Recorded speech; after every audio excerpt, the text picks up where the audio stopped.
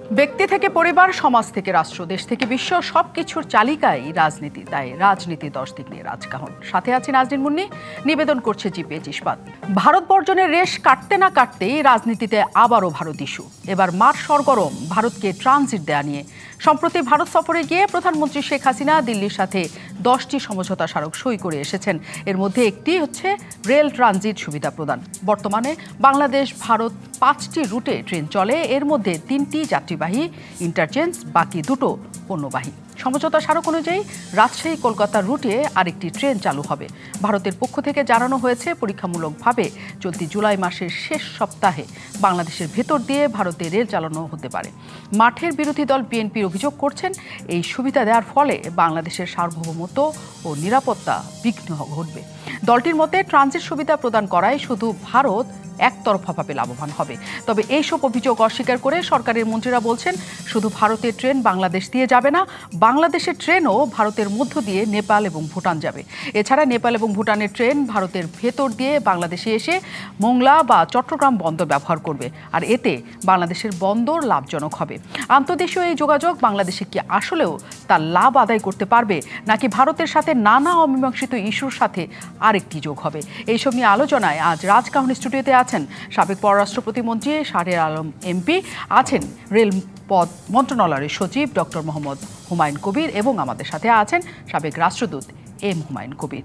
অনেক ধন্যবাদ, কৃতজ্ঞতা। অতিথি যারা আমাদের সাথে যুক্ত হয়েছেন স্বাগত জানাই। দর্শক আপনারা আমাদের সাথে যারা আছেন, এম হুমায়ুন কবিরকে দিয়ে শুরু করতে চাই আমি।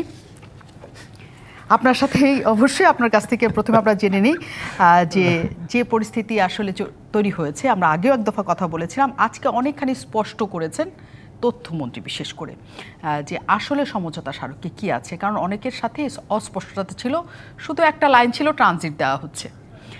আজকে এই যতখানি বক্তব্য হয়েছে, আপনার কাছে কি মনে হয়েছে যে বিষয়টা আসলে পুরোপুরি এখন স্পষ্ট, তাতে কোনো অস্পষ্টতা নেই? আপাত দৃষ্টিতে স্পষ্ট, জি। কিন্তু এখন আমরা ভারত বাংলাদেশ সম্পর্কটা বেশ কাছাকাছি, আবার জটিল। তার কারণ হলো, আমার মনে আছে আমি কলকাতায় কাজ করি 91 সালের কথা বলছি। তখন একটা প্রস্তাব দিয়েছিলাম আমরা ঢাকা কলকাতা বাস সার্ভিসের জন্যে। তখন বললাম না না না, নিরাপত্তা বিঘ্নিত হবে ইত্যাদি ইত্যাদি, দরকার নেই। আইডিয়াটা ইমিডিয়েটলি আপনার ডিসমিস করে দেওয়া হলো। 99 সালে ঢাকা কলকাতা বাস সার্ভিস চালু হয়েছে, আজকে 25 বছর হয়ে গেছে, একটা ইনসিডেন্টও কিন্তু ঘটেনি। তো তার অর্থ হচ্ছে যে এই ধরনের যোগাযোগ মানুষ যদি গ্রহণ করে তাহলে এটা অসুবিধার কোনো কারণ হয় না, এবং মানুষের সম্পর্ক বৃদ্ধিতে এটা একটা ইতিবাচক ভূমিকা পালন করে। কিন্তু কমপ্লেক্সিটির জায়গাটা যেটা আসে সেটা হলো যে, ধরেন আমরা যেহেতু নিকট প্রতিবেশী, আমাদের কিছু ইতিবাচকতা আছে, কিছু নেতিবাচকতাও আছে। কারণ ছোট বড় দেশ, ভারত বড় দেশ, আমরা ছোট দেশ, কাজে আমাদের সবসময় এক ধরনের ইমোশন সেন্টিমেন্ট কাজ করে, এবং আমরা অনেক সময় ডিফেন্সিভও থাকি। তো এখন সেই জায়গাতে ধরেন রাজশাহী কলকাতা ট্রেন সার্ভিস বা Chittagong Kolkata bus service, I think এটা বোধহয় মানুষ খুব সহজেই গ্রহণ করবে এবং মানুষ উপকৃত হবে তাতে করে। এখন ধরুন এই যে রেল ট্রানজিট যেটা গেদে হয়ে ওইদিকে আপনি হাসিমারা পর্যন্ত বা তার কাছাকাছি জায়গা পর্যন্ত যাবে, এইটার বিষয়ে কিছু আলাপ আলোচনা হচ্ছে, মানুষ এটা নিয়ে কথাবার্তা বলছে, বেশ পত্রপত্রিকা সোশ্যাল মিডিয়াতে হচ্ছে। এখন কেন হচ্ছে সেটা যদি বলেন, আমি যেই জায়গাটায় আপাত দৃষ্টি কথাটা বললাম, যে এটার দীর্ঘমেয়াদী ইমপ্লিকেশন কি হতে পারে, এবং সেখানে ধরেন আজকাল খুব সহজে আমরা শুনি টেকনোলজির জায়গায় ডুয়েল ইউজ বলে একটা কথা, দুইভাবে ব্যবহার করা যেতে পারে। এটা নির্দোষ ট্রানজিটও হতে পারে, আর আবার এর মধ্যে ট্রানজিটের মধ্যে প্রশ্নবোধক ট্রানজিটও হতে পারে, এটা তো আমরা জানি না। এখন ধরেন সচিব মহোদয় এখানে আছেন, তারা বলতে পারবেন আমার চেয়ে ভালো। এমইউ হয়েছে, এখন সেটা প্রোটোকল হবে ইত্যাদি, আরও যেগুলো আছে সেটা মন্ত্রণালয় করবে। তো সেই ক্ষেত্রে কি কি টার্মস অ্যান্ড কন্ডিশনের ভিত্তিতে এগুলো চলাচল করবে তার উপর কিন্তু নির্ভর করবে আমরা যে তাদেরকে আমাদের রেলপথ ব্যবহারের সুযোগটা দিচ্ছি, সেটা কি কি শর্তে দিচ্ছি, কি তারা তাদের প্রত্যাশাটা কি, আমাদের প্রত্যাশাটা কি, সেখানে একটা সাহায্যের মধ্য দিয়ে যদি এটা চালানো যায়। এবং যেহেতু এখন একটা আপনি বৃহত্তর প্রেক্ষাপটে যেটা আমরা স্ট্র্যাটেজিক এনভায়রনমেন্ট বলি, যেহেতু স্ট্র্যাটেজিক এনভায়রনমেন্টটা বেশ প্রতিদ্বন্দ্বিতাপূর্ণ, কাজে এখানে আমার এই জায়গাটা একটু বাড়তি সতর্কতার দরকার আছে বলে আমি মনে করি, এবং সেই কারণেই হয়তো যে পত্রপত্রিকায় যে বিষয়গুলো আলোচনা হচ্ছে সে কারণেই একটু আলাপ অনেক ক্ষেত্রেই আলাপের ব্যাপারে বা এই বিষয়ে একটা বিরোধিতা আসছে। তবে এখানে একটা জিনিস আমার কাছে মনে হচ্ছে, সেটা হচ্ছে এই ধরনের বিষয় যেহেতু সম্ভাব্য আলাপ আলোচনার ক্ষেত্র তৈরি করে, এই বিষয়গুলো নিয়ে আগে থেকে মানুষের মধ্যে আলাপ আলোচনার যদি থাকতো তাহলে আজকে এই প্রশ্নগুলো হয়তো উঠত না। মানুষের মানে প্রশ্ন রেখেও আসলে কোনো কিছু সমঝোতা করা বা ইয়ে করাটাও নিশ্চয়ই সরকারের জন্য সেটা অস্বস্তিকর হবে, কাজে স্পষ্ট করার জায়গাটাই এর জন্য আমরা সবাই নিশ্চয়ই মিডিয়াও কথা বলছে, সব জায়গায় কথা বলছে। আজকে সচিব মহোদয় আছেন, সাবেক পররাষ্ট্র প্রতিমন্ত্রী মহোদয় আছেন, তারা নিশ্চয়ই কিছুটা চাইলে পরিষ্কার করতে পারবেন যা কিছু আমাদের মধ্যে প্রশ্ন আছে। সচিব মহোদয়কে অনেক ধন্যবাদ, আপনি আমাদের সাথে যুক্ত আছেন। রেল নিয়ে আমাদের যে কথাটা হয় সবসময়, যে রেল আমাদের দেশেই আসলে অনেক দুর্বল অবস্থার মধ্যে আছে। আমরা পর্যাপ্ত সুবিধা রেল থেকে যাত্রীরা পেয়ে থাকেন না। একটা রেলের টিকিটের জন্য যে অবস্থা হয় বা পণ্যের ক্ষেত্রে যে অবস্থা হয়, সেখানে যখন ভারতকে আমরা ট্রানজিট দিচ্ছি রেলের ক্ষেত্রে, আমাদের সেবা পাওয়ার ক্ষেত্রে সেইখানে কোনো টানাপোড়েন তৈরি হবে কিনা, আমরা না সহজ কথা অভাব তৈরি হবে কিনা? ধন্যবাদ। স্যারের কথা দিয়ে শুরু করি। স্যার বলছে আপাত দৃষ্টিতে, আমি সব দৃষ্টিতেই এই সমঝোতা সবে খুব পরিষ্কার দেখতে পাচ্ছি, এটা কোনো অস্পষ্টতা আসলে নেই। দেখেন, ভারতের সাথে বাংলাদেশের যে রেল যোগাযোগের যে সম্পর্ক, সেটা অনেক অনেক পুরাতন, এটা নতুন কিছু না। আমরা কিছু রিওপেন করেছি যে লাইনগুলো আছে, কারণ আমরা শেয়ার একটা আমাদের যে ব্যাকগ্রাউন্ড, রেলের ডেভেলপমেন্টের যে ব্যাকগ্রাউন্ড, এটা কিন্তু উই শেয়ার সিমিলার এক্সপিরিয়েন্স, আমাদের হিস্টোরিক্যাল ব্যাকগ্রাউন্ড। 15ই নভেম্বর 1862 সালে আমাদের এখানে প্রথম, আপনি জানেন, দর্শনা দিয়ে, স্যার নিশ্চয় জানেন স্যার, দর্শনা জগতী হয়ে চালু হয়, এবং সেটা 1871 সালে এটা গোয়ালন্দ পর্যন্ত এক্সটেনশন হয়। সুতরাং এই যে কানেক্টিভিটির কথা উঠছে যে ভারতের মধ্যে দিয়ে বা বাংলাদেশের মধ্যে যাচ্ছে, এটা কিন্তু আগে থেকেই চালু ছিল। 1915 সালে যখন হার্ডিন ব্রিজ শুরু হয়, তার আগে থেকেই দর্শনা থেকে আমাদের ফর এক্সাম্পল খুলনা আসার কিন্তু সরাসরি কোনো রেল যোগাযোগ ছিল না। তখন দর্শনা থেকেও বানপুর, যেটা এখন আমরা গেদে বলি, গেদের কাছে, দর্শনা থেকে বানপুর, রানাঘাট, বেনাপোল, খুলনায় এভাবে আসতো। অর্থাৎ সেই কিন্তু আমরা দর্শনা হয়ে, আমরা ভারতের মধ্যে দিয়ে হয়ে কিন্তু খুলনায় আসতাম। সেই একইভাবে যখন হার্ডিন ব্রিজ চালু হয় এবং দিনাজপুরের দিকে পর্যন্ত যখন এক্সটেনশন হয়, দিনাজপুর থেকেও যখন আমাদের খুলনায় এদিকে যোগাযোগ হতো উত্তর আর দক্ষিণ অঞ্চলের সাথে, তখনও 1952 সালে যখন প্রথম চালু হয়, তখন কিন্তু দিনাজপুর, পার্বতীপুর থেকে দর্শনা হয়ে ঠিক একইভাবে ভারতের রানাঘাট, বেনাপোল হয়ে খুলনা যেত। সুতরাং এই যে কানেক্টিভিটি বলেন বা একটা দেশের ভূখণ্ড আরেকটা দেশ ব্যবহার করা যোগাযোগের জন্য, এটা কিন্তু কোনো নতুন কোনো বিষয় না, এটা একটা পুরাতন বিষয়। এবং এর ফলে আমি মনে করি যে আমাদের যে ইকোনমিক অ্যাক্টিভিটি, ট্রেড, কমার্স, এটা পারবে। তখন আমরা বর্তমানে এমন একটা যুগে বাস করছি, আমরা গ্লোবালাইজেশনের কথা বলি। তো আমরা যদি গ্লোবালাইজেশন বলি, আমরা ইম্প্যাক্ট অফ গ্লোবালাইজেশন বলি এবং গ্লোবালাইজেশনের বেনিফিট নিতে চাই, তাহলে গ্লোবালাইজেশন, কোলাবোরেশন এবং ডেভেলপমেন্টকে আমি এক সরল রেখায় দেখি। আপনি গ্লোবালাইজেশনের economic activity across the globe, তো আমি যখন economic activity across the globe বলবো, আমি স্যারও ভালো জানেন যে আমরা বিমস্টেকের সদস্য স্যার। তো বিমস্টেকের যে আমাদের যে রেল রুট আছে, যেটা আমরা 30 মার্চ 2022 সালে কলম্বোতে যেটা আমরা অ্যাডাপ্ট করছি মাস্টার প্ল্যান স্ট্র্যাটেজি, সেখানেও কিন্তু রেল কানেক্টিভিটির কথা বলা আছে। এবং এই যে রুটগুলোর কথা আমরা বললাম, এই রুটগুলো কিন্তু এখানে আছে। তো আমি বিমস্টেকের সদস্য, আমি ট্রান্স এশিয়ান রেল নেটওয়ার্কের সদস্য। তো আমাকে তো ডেভেলপমেন্ট, আর্থসামাজিক অবস্থা উন্নত বললে আপনি নিজেকে নিজের মধ্যে আবদ্ধ রেখে তো সম্ভব হবে না, সেটা হবে। আর আপনি যেটা বলেছেন যে আমাদের সক্ষমতা আছে কি না, যে রুটগুলো আছে অবশ্যই আমাদের সক্ষমতা আছে। এখন আমাদের দর্শনা, বিশেষ করে দর্শনা, গেদে দর্শনা হয়ে যেটা প্রবেশ করবে এখান থেকে, এখানে আমাদের তো আবদুল্লাহপুর পর্যন্ত ডবল লাইন আছে এবং আমাদের ফিজিবিলিটি স্টাডিও চলছে আবদুল্লাহপুর থেকে পার্বতীপুর এই পর্যন্ত, রাজশাহী হয়ে চাঁপাইনবাবগঞ্জ হয়ে এদিক দিয়ে যাবে। তো এটাও কিন্তু আমাদের ডবল লাইন হয়ে গেলে আমি কোনো সমস্যা দেখি না। এবং বর্তমানে ট্রেন চলাচল ডাবল লাইন হয়ে গেলে সমস্যা নাই, যেহেতু এখনো পর্যন্ত সিঙ্গেল লাইন, এখনো পর্যন্ত সিঙ্গেল লাইন। এবং মানে দর্শনা এবং চিলাহাটির যে বিষয়টা, সেটা বেশ পুরনো এবং এখন পর্যন্ত ওভারলোডেড অবস্থায় আছে। মানে যা কিছু রেলপথ আমাদের ট্রেন যেতে এখনো পর্যন্ত একজনকে অপেক্ষা করতে হয়, একটা ট্রেনকে আরেকটা পৌঁছালে আরেকটা যেতে পারে, এরকম একটা অবস্থার মধ্যে আছে।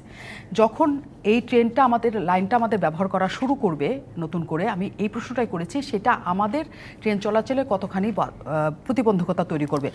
এবং এই চলাচলের জন্য যেহেতু সামনের মাস থেকে তারা পরীক্ষামূলকভাবে চালাতে চায়, বিষয়টা কি খুব দ্রুত হয়ে গেল কিনা আমাদের সক্ষমতা যাচাইয়ের আগে? না, এখনো কিন্তু অনেক কিছু বাকি আছে। আপনারা জানেন যে আমরা এসওপি বলে স্ট্যান্ডার্ড অপারেটিং আমাদের প্রসিডিউর, আমরা এখানে একটা টেকনিক্যাল কমিটি হবে, আমরা রেলের পাথ বলি, অর্থাৎ আমাদের টাইমিংয়ের সাথে যে বিষয়টা আছে, আমাদের যে আদার স্টেক হোল্ডার আছে, আমাদের foreign ministry, commerce ministry, tariff commission, NBR, এগুলো মিলে আমাদের একটা জয়েন্ট একটা টিম হবে, টেকনিক্যাল টিম হবে। এই টিমগুলো বেশি কিন্তু এই টাইমিংটা, কোন কোন পণ্য যাবে, কোন ধরনের পণ্য যাবে, তার ট্যারিফ কী হবে, এখনও কিন্তু কাজ আমাদের বাকি আছে, কিছু হয়নি, এগুলো সব আছে। ফলে আমাদের এই সমঝোতা স্মারক, শুধু আমি যেটা বললাম, শুধু ভারতের সাথে কানেক্টিভিটি আমাদের বাড়ায়নি, এটার ফলে আমরা ভুটানের সাথে কানেক্টিভিটির যে আমাদের দরজা, সেটা আমরা উন্মুক্ত করেছি।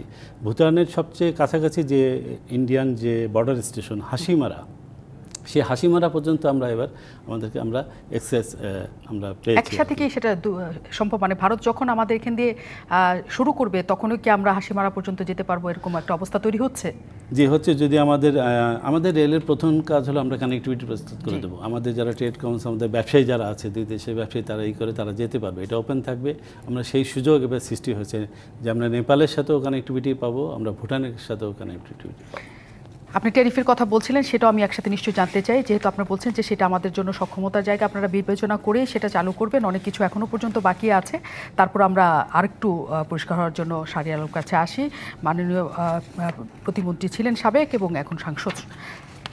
একটা কথা বিএনপির তরফ থেকে সেটা বলা হচ্ছে যে এই করিডোর হলে, তারা করিডোর শব্দ ব্যবহার করছে এবং বলছে বাংলাদেশকে বাফার স্টেট হিসেবে ব্যবহার করার চেষ্টা করা হচ্ছে এই ট্রানজিট দেওয়ার মাধ্যমে।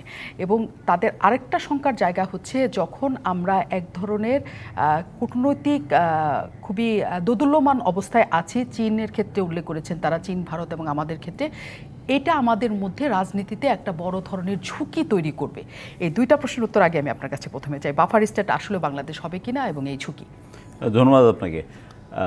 বিএনপির সমালোচনার জায়গাটি বা উৎপত্তিস্থল কিন্তু দেশের স্বার্থ না, একটা পলিটিক্যাল টুল। আমরা যে ট্রানজিট বা কানেক্টিভিটি করেছি অলরেডি নর্থ ইস্টের সাথে, আসাম, মিজোরাম, মেঘালয়ের সাথে, এটার বিরোধিতা তো অনেক কাল ধরে করা হয়েছে এবং বাংলাদেশের রাজনীতিতে ভারতকে ট্রানজিট দেওয়াটা একটা অনেক বড় ইস্যু ছিল। কিন্তু এখন দেখেন ইস্যুটি আর নেই, এত স্বাভাবিক হয়ে গেছে। চট্টগ্রাম পোর্ট বা মংলা পোর্ট, এই ইস্যুটি একদমই নেই।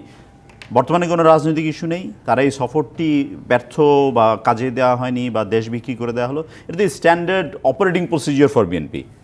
ওই ক্ষেত্রে যদি বলতে চাই, আপনার ট্যাগলাইন করেছেন কার স্বার্থে, এটি অবশ্যই মানুষের স্বার্থে।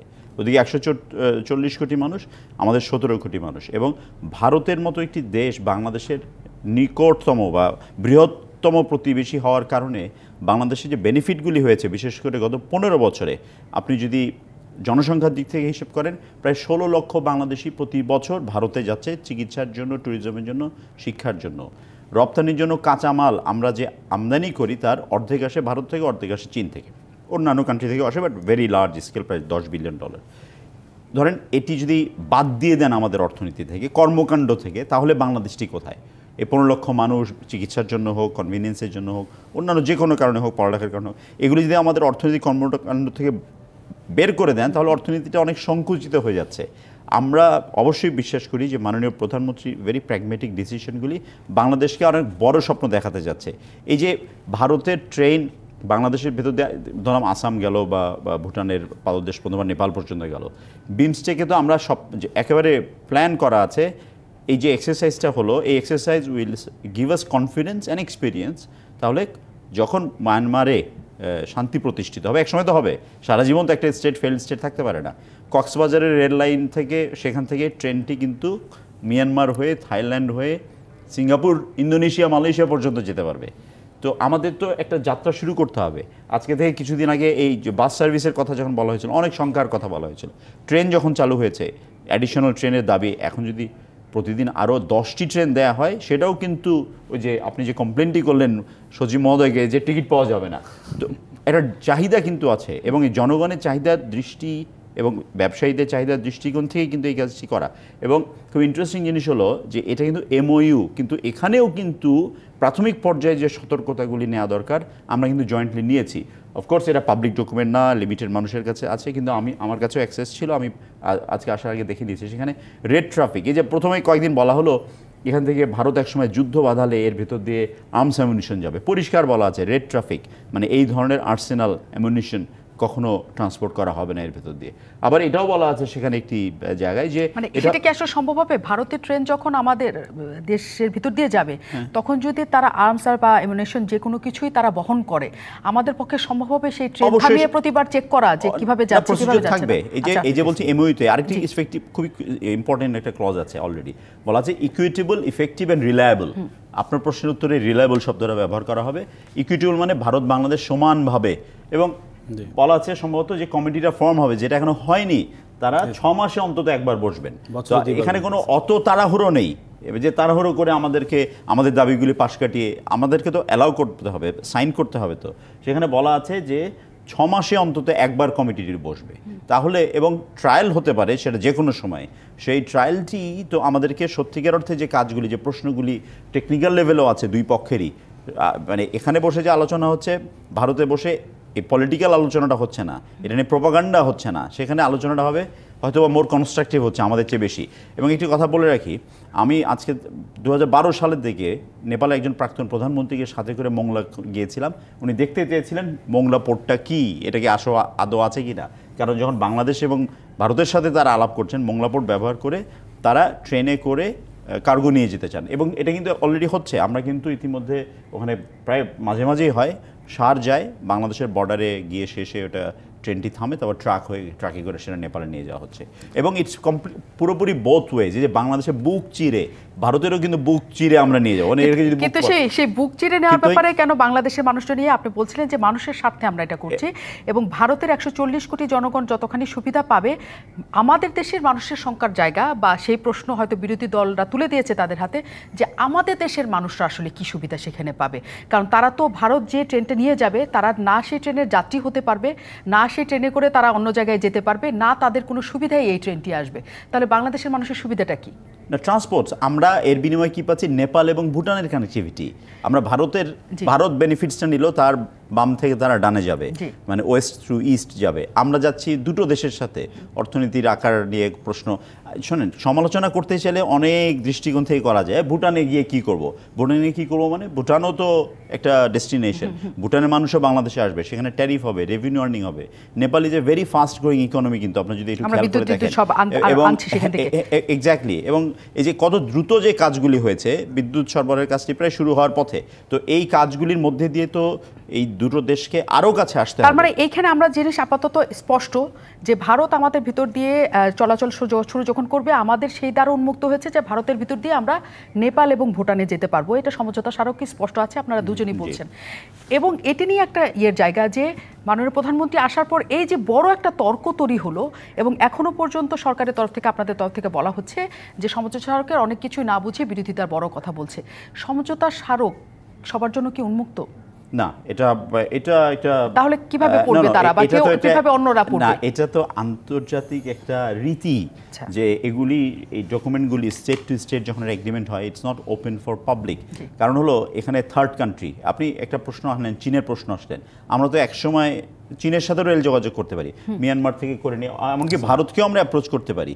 ভারত যেহেতু যদি সিন্ধ নদীর পানি পাকিস্তানের সাথে এখনও শেয়ার করতে পারে, আমরা কেন অ্যাপ্রোচ করতে পারবো না ভারতকে, যে আমরা চীনের ট্রেন নিয়ে যেতে পারি? তো এইটা তো অনেক এভিনিউ ওপেন করে দিচ্ছে। এটা হচ্ছে অনেক সম্ভাবনার একটা দ্বার খুলে দেওয়া, যে আমরা যখন ভারতকে এটা দিব, আমরা অনেক জায়গায় দর কষাকষি করতে পারবো, যে আমাদেরও সেই যোগাযোগ ব্যবস্থার মাঝখানে নিতে।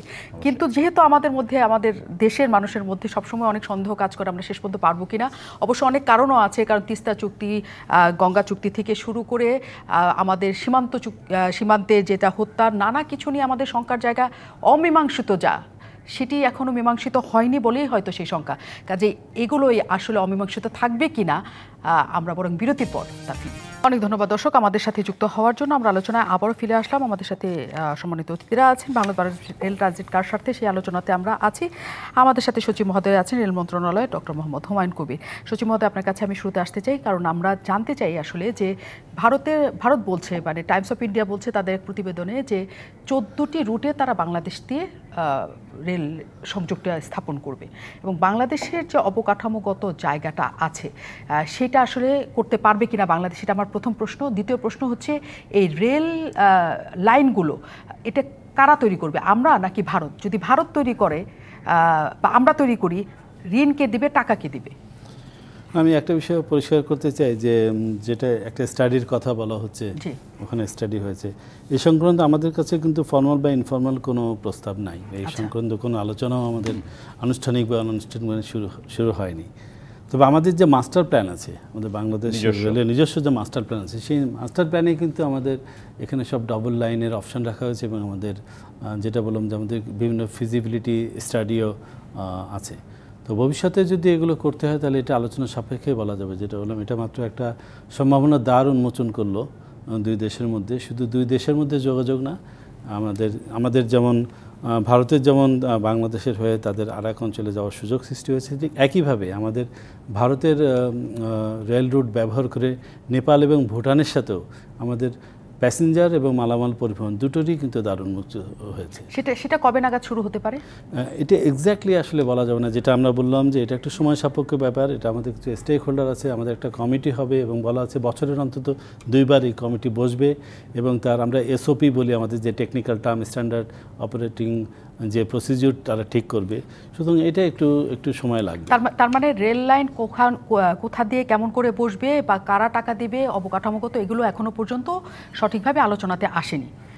তাদের সাথে আমাদের এই বিষয়ে কোনো আলোচনা হয়নি। শুল্ক একটু ইন্টারফেয়ার করতে ফান্ডিং ইস্যুতে পৃথিবীর সকল অর্থ সহায়তাকারী প্রতিষ্ঠান এবং রাষ্ট্র, হুমায়ুন ভাই থেকে শুরু করে সকলেই দর্শকরা যারা এই বিষয়গুলিতে আগ্রহী আছে বলতে পারবেন, all of them will be interested to invest. বিশ্ব bank, ADB, IMF, European development bank, ইউএনএসকেপের তো অনেক পুরনো মাস্টার প্ল্যান ছিল, হুমায়ুন ভাই খুব ভালো মতো বলতে পারবেন। কানেক্টিভিটি ইনক্রিজ করা, এটার যে ইকোনমিক বেনিফিট এবং এটার যে রিটার্ন, এর কারণে এখানে সবাই আগ্রহী হবেন এবং বাংলাদেশ প্রয়োজনে ভারতীয় এলওসি ইউজ হতে পারে, নিজস্ব ফান্ডিং হতে পারে, ফিউচার না সেটা ভারত যদি নিজস্ব ফান্ডিং করে আমাদের কোনো অসুবিধা সেখানে জায়গা নেই। কিন্তু যে কোনো দাতা সংস্থা বা ঋণদাতা সংস্থা বা যে কোনো দেশ যদি আমাদেরকে এই অবকাঠামো নির্মাণের জন্য অর্থ সহায়তা দেয়, সেটা তো আমাদের ঋণ হিসাবে দিবে। তার মানে কি এই রেল লাইন ব্যবহার করবে ভারত আর ঋণ আমরা দিব কিনা? আপনার রেভিনিউ পাবেন তার বিপরীতে।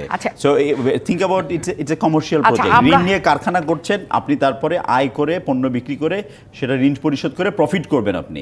সো ইট উইল বি, তার মানে এটাকে আমরা বিনিয়োগ হিসেবে দেখব। অবশ্যই। তার মানে বিনিয়োগের অর্থটা তাহলে কোথা থেকে আসবে? আমি সচিব মহোদয়কে জিজ্ঞেস করি যে এখনো পর্যন্ত মূসক বা শুল্ক কি হবে বা তারা কোনো ফি দিবে কিনা, এই ব্যাপারে কোনো কিছু হয়েছে কিনা? না, ফি তো অবশ্যই দিবে। দেখেন তাদের সাথে তো ভারতের সাথে আমাদের মালামাল পরিবহন তো এখনো হচ্ছে। জি, আমাদের রোহনপুর, সিংবাদ, সাতু ভালো জানেন যে রক্সল থেকে একদম বীরগঞ্জ নেপালের পর্যন্ত সার আমাদের যাচ্ছে। অর্থাৎ তাদের অনেক সময় আমাদের নোয়াপাড়া, অভয়নগর যেটা বলে যে কয়লা আসছে, এমটি র্যাক, তাদের র্যাক ব্যবহার করেই আমরা কিন্তু আবার সার পাঠাচ্ছি। আমাদের পাথর আসছে, আমাদের এরকম জিনিস যাচ্ছে, এটা কিন্তু যাচ্ছেই। এবং এটা প্রত্যেকটা দেশেরই আমাদের নিজস্ব যে ট্যারিফের একটা রেট আছে, সেই রেটই কিন্তু ফলো হচ্ছে। আমাদের এই যে সমঝোতা স্মারক হচ্ছে, সেখানে কিন্তু স্পষ্ট করে বলে দেওয়া আছে যে প্রত্যেকটা স্ব দেশের যে existing law, rules and regulation আছে সেগুলো অ্যাপ্লিকেবল হবে। সুতরাং এখানে কোনো হারা জেতার এসবের কোনো বিষয় নেই। মানে আমরা একটা নির্ধারিত মাত্রায় ট্যারিফ সেখানে পাবো এবং সেটা পরে আমরা নিশ্চয়ই জানতে পারবো যে আমরা কত পাবো। আমি একটু হুমায়ুন কবিরের কাছে যাই। যে জায়গাটাতে আছে এখনো পর্যন্ত সেটি আমরা খুবই প্রাথমিক জায়গা দেখতে পাচ্ছি, কিন্তু ঘটনা অনেক দূর পর্যন্ত ছড়িয়ে গেছে। বোধহয় এই কারণে যে জুলাইয়ের শেষ নাগাদই তারা আসলে পরীক্ষামূলকভাবে এখানে একটা ট্রেন চালাতে চায়। যখন পরীক্ষামূলকভাবে কিছু চলে তখন অনেকেই মনে করে যে এটা আসলে চুক্তির দিকে চলে যাচ্ছে, কারণ নইলে কেন পরীক্ষামূলক চালাবে। আসলে কি এটা ভ্রান্ত ধারণা নাকি ঠিকই? এটা ডিপেন্ড করে। আপনি এখন দুই দেশের মন্ত্রণালয়, সরকার, তারা সিদ্ধান্ত নেবেন সিকোয়েন্সটা কীভাবে সাজাবেন। এটা কি আগে এসওপি করে তারপরে ট্রায়ালে যাবে, নাকি ট্রায়াল করে তারপরে এসওপি করবেন? এটা কোনো ফিক্সড ফর্মুলা নাই, কাজে এটা ডিপেন্ডিং অন মিউচুয়াল ডিসকাশন সেটা তারা করতে পারে। তো এখানে আমি আরেকটা জিনিস একটু অ্যাড করতে চাই, যেটা বললেন সচিব মহোদয় বললেন, আমি নেপালে কাজ করেছি, নেপাল থেকে ভারতীয় রেল ব্যবহার করে কিন্তু আমাদের বাংলাদেশি পণ্য যায়, এখনও যায়। এখন যে জায়গাটায় আমরা নেপাল ভুটান যেটা বলছি, নেপাল ভুটান তো নিশ্চয়ই আমরা চাই বাংলাদেশের সাথে ওরা সম্পর্ক ভালো করুক বা পণ্য আদান প্রদান হোক, সেটা আমরা চাই। কিন্তু এখন কথা হলো যে এই জায়গাটায় ধরেন মানে এটাকে কীভাবে সকলের জন্য উপাদেয় করা যায়, সেই জায়গাটাই বড় জিনিস। কারণ আমাদের অভিজ্ঞতাটা আপনি একটু ইঙ্গিত করেছিলেন, অভিজ্ঞতাটা কিন্তু খুব যে ইতিবাচক না। ধরেন এই যে আমরা 2010 সালে আমাদের পোর্টস, 2টা পোর্ট মংলা এবং চিটাগংকে ওপেন করলাম on the basis of open regionalism. কিন্তু তারপর দেখেন আমরা বিবি আইন 2015 সালে সই করার পরেও কিন্তু আজও পর্যন্ত চালু করা যায়নি। তো কাজেই এখন আমাদের এই অঞ্চলের এই জায়গাটাতে মানে সকলকে নিয়ে সকলের জন্য ইকুইটেবলি বেনিফিটটা শেয়ার করা, এই জায়গাটাতে আমাদের একটুখানি আমরা বোধহয় একটু স্লো। তো সেই জায়গাতে আমি বলবো যে যে প্রসঙ্গটা আপনি তুললেন এবং যে কারণে আজকে এই আলোচনাটা হচ্ছে সম্ভবত, যে বাংলাদেশ কি পাবে, এবং সেখানে আমি নেতিবাচকভাবে না হয়ে যদি ইতিবাচক হই, নেপাল ভুটান আছে ঠিক আছে, আমরা চাই সেটা। আমরা ভারতের রেলপথ ব্যবহার করে, ভারতেরও তো ভারত তো আমার 29টা বাংলাদেশের সমান। তো কাজে আমরা তাদের মধ্যে কেন আমরা সুযোগটা চাইছি না, আমরা সেই সুযোগটা আমরা কেন নেব না? মাদ্রাজে চিকিৎসার জন্য হাজার হাজার মানুষ যায়, আমার আজমিরে যায়, আপনার বহু লোক। কাজে এই জায়গাগুলোতে আমরা কেন ভারতের কাছে আমরা চাইবো না? কাজে আমরা দিচ্ছি, ভারতের কাছে আমরা চাইতে অসুবিধাটা মানে সেই দর কষাকষিতে আমাদের অনেকখানি এগুতে হবে, সেটা আপনি বলছেন। মাননীয় সংসদ সদস্যের কাছে আছি, শাহরিয়ার আলম, যে কথাটি আসলে আমি আপনাকে শুরুতেই জিজ্ঞেস করেছিলাম, যেমন বাফার স্টেপ হিসেবে ব্যবহার করা হচ্ছে, এই অভিযোগের জায়গা আছে, এবং স্পষ্ট করে একটা ব্যাপার আছে যে চীনের আসলে উত্তর পূর্ব জায়গা তো আমাদের সাথে, ট্রেন ব্যবহার করে ভারত যেটা বলছে যে তাদের সামরিক সরঞ্জামও তারা একই সাথে মানে সেখানে চলাচলের ক্ষেত্রে ব্যবহার করতে চায়, এবং বলা হচ্ছে ভারত মানে টাইমস অফ ইন্ডিয়ার যে কথাটা আছে যে তারা সব ধরনের পণ্য, সব ধরনের traffic is not going to get on board in this train. যুদ্ধ পরিচালনার জন্য যা লাগে এরা কিছু এই ট্রেনে বহন করা হবে, এখানে কিছুই আমরা বলছি না, এটা এমইউতে লেখা আছে, এমইউতে লেখা আছে।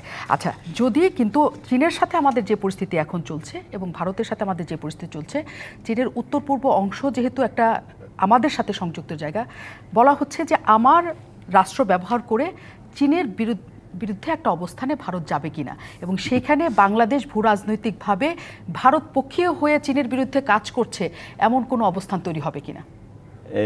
এমন কি কোনো কাজ আমরা গত 15-16 বছরে করেছি? যখন ডিপ্লোমেসি নিয়ে টকশো হয় বা কথা হয়, অ্যানালিসিস হয়, বিতর্ক হয়, সেখানে তো প্রশ্নই করা হয় যে how Bangladesh is managing it so well. এমনকি আমার 10 বছরের অভিজ্ঞতা থেকে দেখেছি পশ্চিমা বিশ্বের, আমি নাম উল্লেখ করতে চাই না, তাবর পলিটিশিয়ান, রাষ্ট্রনেতারাও জিজ্ঞেস করেছেন যে how do you manage it. Now it simple, আবার ফেরত আসতে হয় বঙ্গবন্ধুর সেই friendship to all malice to none. আমি বলবো বাংলাদেশ বাফার স্টেট হওয়ার প্রশ্নই আসে না। Bangladesh will be a melting pot. কীভাবে? পদ্মা সেতুর উপরে, পদ্মা সেতুটা আমাদের নিজের অর্থেতে করা এবং শেখ হাসিনার লিডারশিপের কারণে করা। সেখানে চীনের একটা রেলওয়েতে একটা বিনিয়োগ আছে এবং ভাঙ্গা, ফরিদপুর এবং দক্ষিণাঞ্চলেও একটা স্টাডি চলছে। হাউ অ্যামেজিং ইট সাউন্ডস যে চীনের তৈরি করা রেল লাইনের উপর দিয়ে ভারতীয় ট্রেন যাবে। এটা ভাবছেন না কেন আপনারা? এটা শেখ হাসিনার পক্ষেই শুধুমাত্র সম্ভব হয়েছে। এই যে এমওইউ, যদি এটা চুক্তি যখন হয়ে যাবে, চলাচল যখন করবে, তখন ভারতীয় ট্রেন কিন্তু চাইনিজ নির্মিত, চাইনিজ অর্থায়নে নির্মিত রেল লাইনের উপর দিয়ে যাচ্ছে ভারতের এক জায়গা থেকে আরেক জায়গা। তো ভারত যেখানে, ভারতের সবচেয়ে বড় ট্রেড পার্টনার কিন্তু চীন আমদানির দিক থেকে। তো সেখানে যেখানে বিতর্কটি নেই, শুধু আমাদেরকে ঠেলে দেওয়া হয় ভারত চীনের সম্পর্কের মাঝে গিয়ে বাংলাদেশ এই জায়গায়। অফকোর্স পররাষ্ট্র মন্ত্রণালয় তো বটেই, বাংলাদেশের সিকিউরিটি নিয়ে যারা কাজ করেন তারা এবং রাষ্ট্রের মাননীয় প্রধানমন্ত্রীর দপ্তর, এটা তাদের কর্মপরিধির একটা বড় জিনিস হলো যে আমরা রাইট ব্যালেন্সটা স্ট্রাইক করে চলতে পারছি কিনা। চীন থেকে তো আমরা সামরিক সরঞ্জাম কিনেছি, ভারত থেকে কেনা শুরুর আগে অনেক আগে কিনেছি আমরা, তাহলে এখন কেন এই শঙ্কা বা প্রশ্ন? আর বিএনপির দিক থেকে এই প্রশ্ন আসার কোনো কারণ নেই যে ভারতের কে শক্তিশালী করে চীনকে আক্রমণ করব। কি তারা কি বলছেন যে তারা চীনপন্থী? তারা বলতে পারেন যদি তারা তাইওয়ানকে, এই গুলশান এই কাছেই আমরা যেখানে আছি মহাখালীতে স্টুডিও, গুলশান একে তাইওয়ানের ট্রেড সেন্টার করা হয়েছিল এবং যে চাইনিজ ওয়ার্ডে লেখা ছিল এটা বুঝতেও পারে নাই তৎকালীন কি বলবো বাণিজ্য মন্ত্রণালয় বেশ সমস্যায় পড়ে গিয়েছিল এবং চীনের সাথে একটা টানাপোড়েন হয়েছিল এই কারণে। তো এই ডিপ্লোম্যাটিক ব্লান্ডার তো তারা অহরহ করেছেন। আর দেশের জন্য innovative ideas and possible plan, SOP, MoU implementation, এটা তো আমরা বাঙালি জাতি শিখলই বঙ্গবন্ধুর সময় সূচনা করে গত 15 বছরে।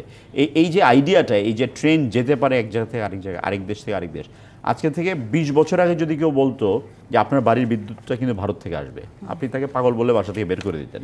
কিন্তু নাও ইটস রিয়ালিটি। তো এরকম তো করতে হবে আমাদেরকে, দেশের স্বার্থেই করতে হবে আমাদেরকে। তবে খুব পরিষ্কারভাবেই বলি যে আমরা কোনো সামরিক জোটের অংশ নই। আমরা যখন কিছু এক্সারসাইজ আসে, ট্রেড মানে এক্সচেঞ্জ হয়, ট্রেড ভারত চীনের সাথেও হয়েছে, বাংলাদেশের সেনাবাহিনী, নৌবাহিনী তাদের সাথেও এক্সারসাইজ করেছেন, ভারতের সাথে তো করেছেনই। তো সেই জায়গায় এটাকে এই রেলের যোগাযোগ স্থাপনের একটা এমওইউর উপরে নির্ভর করে বলে ফেলা যে বাংলাদেশকে ভারত ব্যবহার করবে চীনে আক্রমণ করার জন্য, এটা পাগলের স্বর্গে বসবাস ছাড়া কিছু না। আপনি একদম স্পষ্ট করলেন, এই জিনিসটাও নিশ্চয়ই স্পষ্ট হয়েছে অন্যদের কাছে, কারণ সবাই এটা বলার চেষ্টা করছে এবং সেই চীনে আক্রমণ করার বিষয়ে বাংলাদেশ ব্যবহার হলে বাংলাদেশও ঝুঁকির মধ্যে পড়বে, সেই কথা তো আমরা এর মধ্যেই শেষ করেছি। কিন্তু যেটা হুমায়ুন কবির বলার চেষ্টা করছেন যে হ্যাঁ, আমরা সকল কিছুর সাথেই একসাথে রাজি, এই সময়ে এসে সকল আন্তদেশীয় সব কিছুই হবে, কিন্তু আমাদের অধিকার আদায়ের ক্ষেত্রে আমরা একটু ধীর কিনা, আমরা একদম স্পষ্টভাবে জানি কিনা যে আমরা কি চাই এবং তা আদায় করতে পারবো কিনা। আমি একটু বিরতির পর ফিরব। অনেক ধন্যবাদ দর্শক, আমাদের সাথে শেষ মুহূর্ত পর্যন্ত থাকার জন্য। অতিথিরা আছেন, আমি সচিব মহোদয়কে একটু জানতে চাই যে শেষ পর্যন্ত আসলে এখনও পর্যন্ত যেহেতু অনেক কিছু চূড়ান্ত হয়নি, কিন্তু জুলাইয়ের শেষ নাগাদ পরীক্ষামূলক আরম্ভ হবে, ঠিক কবে নাগাদ এটি শুরু হওয়ার কথা, এমন কোনো টাইমলাইন আপনাদের আছে কিনা? না, এরকম কোনো টাইমলাইন নেই। আসলে এটা টাইমলাইন দিয়ে সীমাবদ্ধ করাও যায় না, কারণ রেলের প্রথম কাজ হচ্ছে কানেক্টিভিটি সৃষ্টি করা এবং তার জন্য উপযোগী ইনফ্রাস্ট্রাকচার তৈরি করে দেওয়া। আমি যে কথা বলেছি, আমাদের যে কমিটির যে মেম্বাররা থাকবে, আমাদের আদার স্টেক হোল্ডার, যেটা বাণিজ্য মন্ত্রণালয় অন্যতম, আমাদের এই কমিটিগুলো যখন বসবে, সেই কমিটিগুলোই আমাদের এই সমঝোতা স্মারকের আলোকে যে কানেক্টিভিটিটা রেল ক্রিয়েট করলো, যে অপরচুনিটিটা ওপেন করলো সবার জন্য, ট্রেড অ্যান্ড কমার্সের জন্য, সেটা আমরা আরও কীভাবে এক্সপ্লোর করতে পারি, এই কমিটিগুলো কিন্তু সেইভাবে আমাদেরকে সুপারিশ করবে। তার প্রেক্ষিতে আমরা আমাদের কাউন্টার পার্টির কাছে পরবর্তী যে ধাপ, আমরা কোন কোন জায়গায় আমরা চাই, কীভাবে কী সুবিধা চাই, এগুলো নির্ধারণ হবে। সুতরাং এটা এরকম একদম ফিক্সড ডেডলাইন দিয়ে আসলে এটা ঠিক করা। এটা কি হবে যে আমরা একটা কিছু চাইছি, তাদের সাথে সেটি মিল হচ্ছে না, যে আমি যা ট্যারিফ চাচ্ছি, যে শুল্ক চাচ্ছি, সেটি তারা গ্রহণ করছে না, বা অন্য জায়গাগুলো তাদের সাথে কিছু অমিল হচ্ছে, সেই ক্ষেত্রে কি সমঝোতা স্মারক চুক্তি পর্যন্ত না যাওয়ার একটা সম্ভাবনা, আশঙ্কার জায়গা কি থাকে? না, কোনো আশঙ্কা দেখি না, কারণ সমঝোতা স্মারকে এটা স্পষ্ট করে বলে দেওয়া আছে যে ট্যারিফ বা অন্যান্য যা কিছুর ক্ষেত্রে যে এক্সিস্টিং রুলস রেগুলেশন যেগুলো আছে বিভিন্ন পণ্যের, আমাদের এটা আগে থেকেই, যেহেতু আমি বললাম যে আমাদের এই মালামাল পরিবহন সবসময় হচ্ছে, বিশেষ করে ফর এক্সাম্পল আমরা কন্টেনার যে আনি, আমাদের এই কন্টেনার পরিবহনের একটা রেভিনিউর একটা বড় অংশ কিন্তু আমরা ভারতের কাছ থেকে পাই। সুতরাং এটা আমাদের ফিক্সড করাই আছে, তার মানে সেটা নিয়ে কোনো ইয়ে হবে না, সেটা নিয়ে কোনো সমস্যা হবে না। তার মানে এটা চূড়ান্ত একটা চুক্তির দিকে যাবে, আপাতত সেটাই মনে হচ্ছে। এটা ভালো দিকেই যাবে ইনশাআল্লাহ। এটা অনেক ধন্যবাদ। আমি হুমায়ুন কবিরের কাছে আসি, যে আপনি বলছিলেন যে আমাদের প্রাপ্তির ক্ষেত্রে আমরা একটু ধীর, আমরা যা চাই নিজেদের জন্য আদায় করার জন্য, এটিকে যে নেপাল ভারতের বিষয়টা কি এক ধরনের আমাদের সামনে শেষ পর্যন্ত সেই অমীমাংসিত ইস্যুর একটা হয়ে যাবে কিনা, আপনার সেই আশঙ্কা কাজ করে কিনা? এটা বলা মুশকিল। তবে একটা জিনিস আমি মনে করি যে আপনি আগেও বলছিলেন, আমি একটুখানি ইঙ্গিত করেছিলাম যে আমরা এখন স্বীকার করি আর না স্বীকার করি, এখন কিন্তু 20 বছর আগের জিও পলিটিক্যাল কনটেক্সট আর আজকের জিও পলিটিক্যাল বা জিও ইকোনমিক কনটেক্সট এটা একরকম না। তো কাজেই সেই প্রেক্ষাপটে ভারতের সাথে 30 বছর আগে আপনার নেগোসিয়েশন, আজকে নেগোসিয়েশনের প্রেক্ষাপটটা ভিন্ন হবে, সক্ষমতার বিষয়টা ভিন্ন হবে, আর্থিক ব্যাপারটাও ভিন্ন হবে। আমার দিক থেকে, আমি বাংলাদেশের দিক থেকে আমার জাতীয় স্বার্থের আলোকে আমার চিন্তারও সীমাবদ্ধতা আছে। ভারতেরও সেই তার জাতীয় স্বার্থেই তারা তাদের সম্পর্কের, বিভিন্ন দেশের সাথে সম্পর্কের বিষয়টা চিন্তা করে। তো কাজে সেই জায়গা, সেই প্রেক্ষাপটে আমি যেটা বলবো যে আজকে ধরেন ভারত তার জাতীয় স্বার্থে চাইতেই পারে, কিন্তু আমার দিক থেকে যেটা দরকার, আমার চাওয়াটা যেন প্রতিফলিত হয় এবং আমার চাওয়াটা যেন আমি যে সময়ের মতো পাওয়া দরকার মনে করছি সেই সময় মতোই যেন পাই, সেই সময়ে নিশ্চিত। এবং এখানে আমি আরেকটা দৃষ্টান্ত দিই আপনাকে। এই ধরেন বলছিলেন আপনারা বাই রোডে, আমি নেপালে কাজ করেছি অনেক দিন আগে, 2003 থেকে 2006। আমার একটা পেট আইডিয়া ছিল তখন, ঢাকা কাঠমান্ডু বাস সার্ভিস। যুক্তিটা কি, যে নেপালিরাও বাংলাদেশকে ভালোবাসে, বাংলাদেশেরও নেপালকে ভালোবাসে। তো এই একটা বাস সার্ভিস হলে আপনার ভিজিবিলিটি অফ রিলেশনশিপ, যে হ্যাঁ আমরা দেখতে পাচ্ছি আমাদের ভালো সম্পর্কটা, আজও পর্যন্ত কিন্তু সেটা আমরা করতে পারিনি।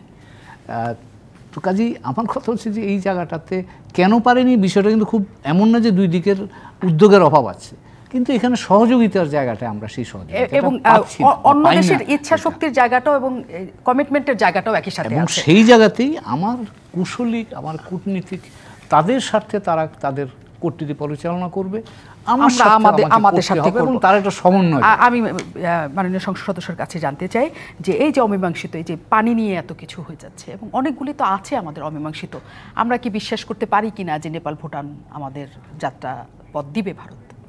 অবশ্যই, এটা তো পরিষ্কার লিখাই আছে এমইউতে। এবং পানি প্রসঙ্গে একটু বলতেই হয় যে অনেকে ফিয়ার করেছিলেন যে এবারের ভারতের নির্বাচনে কেন্দ্রে যে সরকার গঠিত হয়েছে, গতবারে 4 আসন কম পেয়েছে, এবার বোধহয় আরও দূরে সরে যাবে এই বিষয়গুলি। কিন্তু দেখেন, with a lesser number of seats it's still good enough to form the government for the party or the group, যারা অ্যালায়েন্স যারা করেছেন, তারা কিন্তু একেবারে ইন ফার্স্ট অপরচুন মোমেন্ট, মাননীয় প্রধানমন্ত্রীর সফরটা ছিল কিন্তু সরকার গঠনের 1 সপ্তাহের মাথায়, এবং প্রথম সেখানে গঙ্গা চুক্তি, গঙ্গার পানি বন্টন চুক্তি রিনিউয়ালের ব্যাপারে দুই পক্ষ মানে সম্মত হয়ে তারা কিন্তু কমিটি ফর্ম করে আলোচনার ক্ষেত্র তৈরি করে দিয়েছেন। এবং সেখানে ভারতের আভ্যন্তরীণ বিষয়গুলি তাদের আভ্যন্তরীণ বিষয় নিয়ে আমি কথা বলতে চাই না, মানে পলিটিক্যাল উইল থাকলে যেটা সম্ভব সেটা তো আমরা ল্যান্ড বাউন্ডারি এগ্রিমেন্টে দেখেছি, এক্সচেঞ্জের সময় সেই জিনিসগুলি দেখেছি। এবং এই সফরের অ্যামেজিং জিনিস হলো, আমি একটু বায়াসড হব যদি আমি এটা খুব একটা পক্ষপাতী নই রিজিওনাল ইস্যুতে, সিরাজগঞ্জে তারা একটা আইসিডি ইনল্যান্ড কন্টেনার ডিপো করে দেবেন ভারতীয় অর্থায়নে, রংপুরে একটা ভিসা সেন্টার হবে, রাজশাহী টু কলকাতা ট্রেন সার্ভিসটা নিয়ে আমরা কাজ করছিলাম গত বিশেষ করে 3-4 বছর ধরে, প্যাসেঞ্জার ট্রেন করা হবে। উত্তরবঙ্গের মানুষের জন্য এটা যে কত বড় বেনিফিট বয়ে নিয়ে আসবে সুবিধাভোগীরাই সেটা বলতে পারবেন ভালো মতো, তারা যদি সুযোগ পান আপনাদের কাছে। কিন্তু একটা বিষয় খুব পরিষ্কারভাবে বলি যে আমরা কখনোই শেখ হাসিনার সরকারের, শেখ হাসিনা যতদিন বাংলাদেশের প্রধানমন্ত্রী আছেন, বাংলাদেশের স্বার্থ ক্ষুণ্ণ করে কিছু করবেন এটা কারো কল্পনাতেই নিয়ে আসা উচিত নয়। বঙ্গবন্ধু কন্যা হিসেবে শুধু নয়, তিনি সেটা ডেমনস্ট্রেট করেছেন গত 15 বছরে। এবং সেখানে কিন্তু ওই যে দু একটা উদাহরণ দিয়েছি আমি, সাবমেরিনের উদাহরণটাও কিন্তু পর্যন্ত দিয়েছি বাংলাদেশের স্বার্থের জন্য। তো তখন তো বিএনপি বলতে পারতো যে চায়না থেকে সাবমেরিন কেনা হলো কি ভারতকে আক্রমণ করার জন্য, এটা কেন তারা বলেনি। So it's a mere political tool, আর এই nitty gritty detail will take time, there is no rush. কোথা থেকে দেওয়া হয়েছে, ইন্ডিয়া টুডে হোক অন্য জায়গায় হোক, জুলাইয়ের ট্রায়াল হতে পারে, ট্রায়াল ইজ এ ট্রায়াল। একটা বিষয় হলো ট্রায়াল করলে আপনি কিন্তু A to Z জার্নি করলে A to Z এর মাঝখানে আর কি কি আছে 10টি ইস্যু সেগুলো আইডেন্টিফাই করা যায়। সো ট্রায়াল তো এই ধরনের কাজের জন্য একটা ম্যান্ডেটরি। নিশ্চয়ই, আমরাও নিশ্চয়ই, আপনি যেহেতু বলছেন যে এটা তাড়াহুড়ার কিছু নয়, অনেক কিছু এখনো দেখার আছে, আমরা এবং আমাদের স্বার্থে এটি ব্যবহার করা হবে সরকার পক্ষ বলছে। তারপরও আমরা দিন শেষে অবশ্যই আমাদের স্বার্থটুকু আদায় করেও যাতে নেই সেদিকে আমরা তাকিয়ে আছি। অনেক ধন্যবাদ আমাদের সাথে থাকার।